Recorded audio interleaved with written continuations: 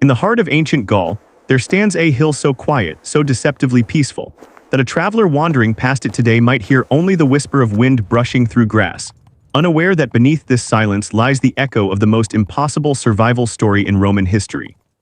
A hill where Julius Caesar, the most ambitious man Rome had ever produced, marched willingly into a trap so perfect, so inescapable, that any other general would have been buried there, swallowed by the sheer weight of an enemy determined to wipe Rome from the earth. Surrounded by nations united only by their hatred of him, outnumbered nearly 4-1, cut off from supplies, isolated deep in hostile territory, Caesar should have died here. His legions should have vanished on this lonely Gallic plateau, erased by a people desperate to reclaim their freedom. Yet what happened instead would become one of the most astonishing feats of engineering, endurance, and strategic genius the ancient world had ever witnessed. This is not just the story of a battle. It is the story of a man who built walls not to protect himself, but to trap an entire nation. A story of soldiers digging for their lives as a storm of enemies closed in around them. A story of hunger, betrayal, unimaginable courage, and the moment Rome's future hung by a thread so thin it almost snapped. This is the Siege of Alesia. And this is how Julius Caesar survived the deadliest trap in Roman history. To understand how Caesar came to be buried between two enemy armies on a lonely hilltop, we must first step back into a land simmering with rebellion. Gaul in the 1st century before Christ was not a single kingdom but a mosaic of tribes, powerful, proud, fiercely independent. Some traded with Rome, some fought Rome. All of them feared the day Rome would swallow them entirely. For nearly a decade, Caesar had marched across this vast land, defeating tribe after tribe, forging alliances, crushing revolts, building roads, bridges, and fortresses with a speed so astonishing that it felt to many Gauls as though Rome itself was a living creature, stretching its limbs over their world, tightening its grip with every passing year. Yet as powerful as Caesar appeared, he had enemies everywhere. His victories, though spectacular, drew resentment. His alliances were fragile. And deep beneath the surface, Gaul waited, patient, silent, wounded, until the moment the tribes could rally around a leader strong enough to challenge Rome directly. That leader would emerge not in battle, but in fire. In the winter of 52 BC, on a cold night in the Arvernian lands, a nobleman named Vercingetorix seized power in a bold and brutal coup, uniting tribe after tribe beneath a single banner. He promised freedom from Roman rule. He promised the restoration of Gallic pride. And he promised something even more dangerous, a war that would not be fought on Rome's terms. Vercingetorix understood the truth most Gallic chieftains had missed. Victory against Rome would never come from matching Rome in pitched battle. Rome's discipline was too strong, Rome's formations too perfected, Rome's legions too relentless. Instead, he chose a different kind of war, a war of fire and starvation. Villages were burned, stores destroyed, fields torched before Romans could harvest them. The land itself became a weapon, and for the first time in years, Caesar found himself on the defensive. Caesar was far from Italy when the revolt erupted, deep in the north with a small fraction of his army.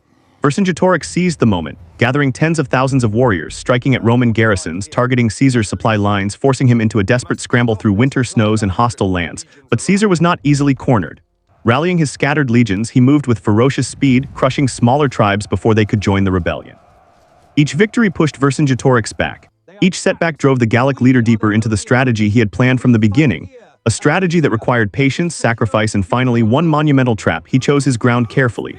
A fortified hilltop town called Alesia, perched on a high plateau surrounded by rivers and steep cliffs, an almost perfect defensive position.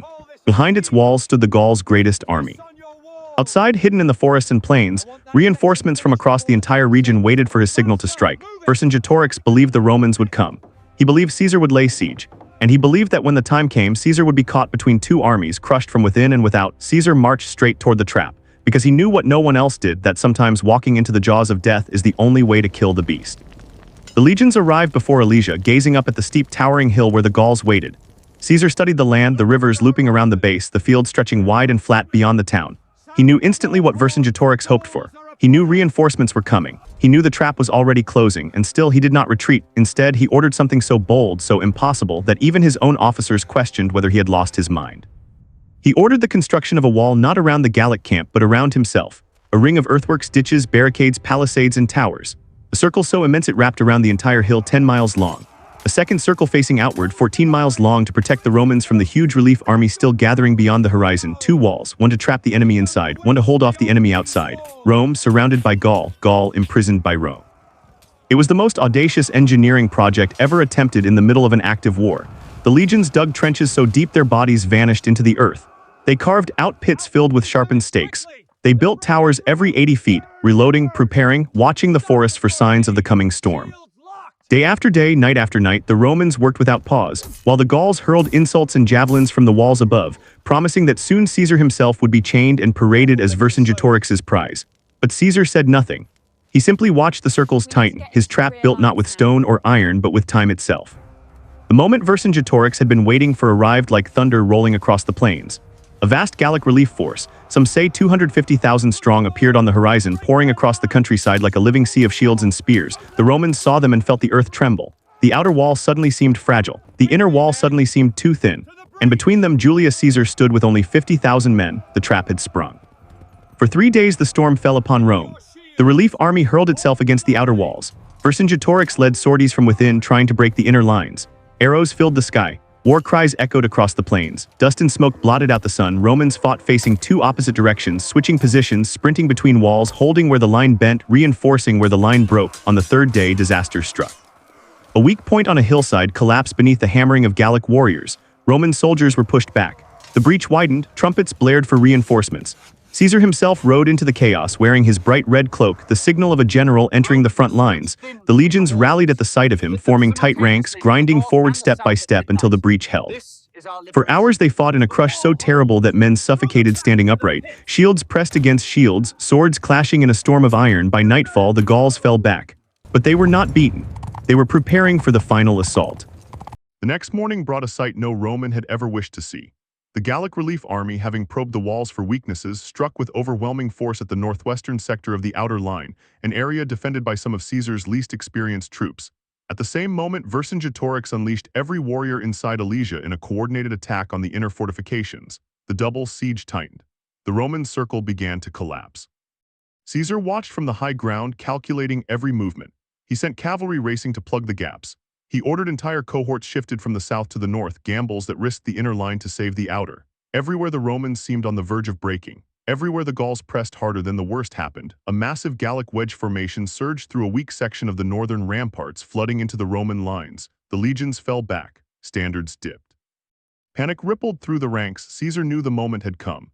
Everything he had built, his career, his reputation, his future, rested on a single decision. He rode straight into the worst of the fighting. His presence hit the Romans like a spark thrown into dry tinder. Cohorts tightened formation. Officers shouted orders over the din. Legionaries fought with renewed fury. Caesar's German cavalry swept around the flank, crashing into the Gallic attackers from behind. The wedge collapsed. The breach closed. The Gauls broke and fled. Inside Alesia, Vercingetorix watched the Roman counterattack ripple across the plains. He saw the relief army retreating in chaos. He saw the dust cloud of their defeat rising like a funeral shroud. He knew it was over. The next morning the gates of Alesia opened and Vercingetorix rode out alone. He wore no armor, no helmet, only the pride of a man who understood that even in defeat there can be one final act of dignity. He approached Caesar in silence. He dismounted. He removed his sword, and he placed it at Caesar's feet. The war for Gaul was over. The man who had united a nation became a captive. The people who had fought for freedom became subjects of Rome. The hill of Alesia became a monument, not to victory but to the terrible price of ambition. Alesia was not just a Roman victory.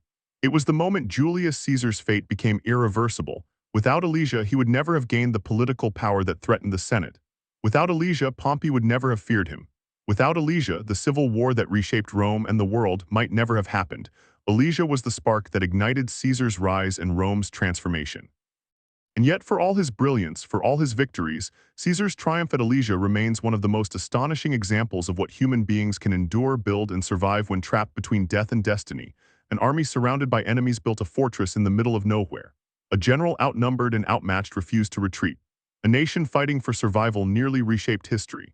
And on a lonely Gallic hill, the future of Rome balanced on the edge of a sword. Alesia was the deadliest trap in Roman history. And somehow, impossibly, Julius Caesar walked out alive.